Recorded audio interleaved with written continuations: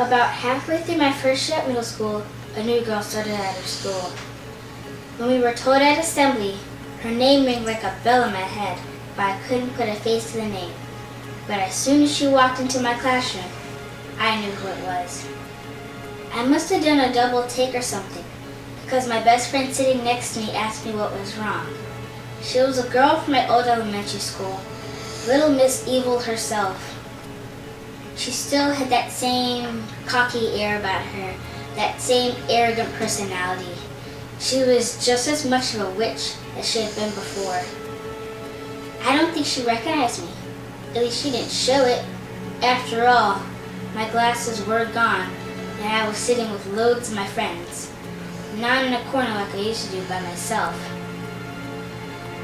All through that first day, I was miserable, counting down the seconds until she realized who I was, and the taunting and the teasing would start all over again. But it didn't happen. For about a week, she didn't do anything. She didn't even speak to me. I was even dumb enough to think that maybe she had forgotten about me. But I was wrong. About a week later, it started.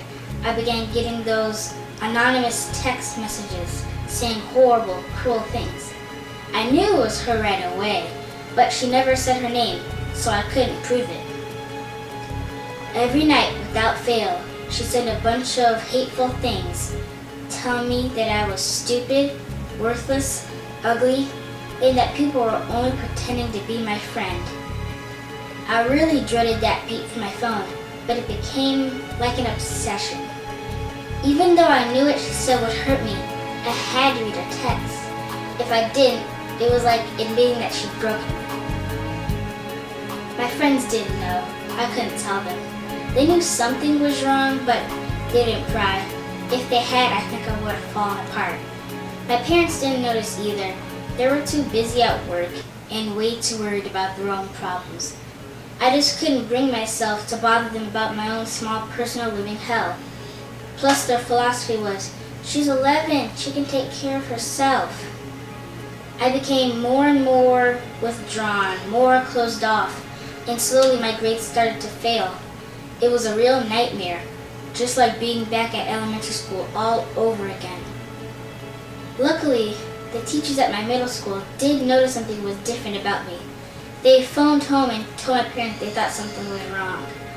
My parents sat me down and wouldn't let me go until I told them what was going on. I didn't want to. It was like admitting defeat. But I finally showed them the text messages. They were horrified. I didn't want them to call the school. I didn't want them to do anything. But they did. And I now realize that it was for my own good. The principal called the girls' parents and sorted it all out.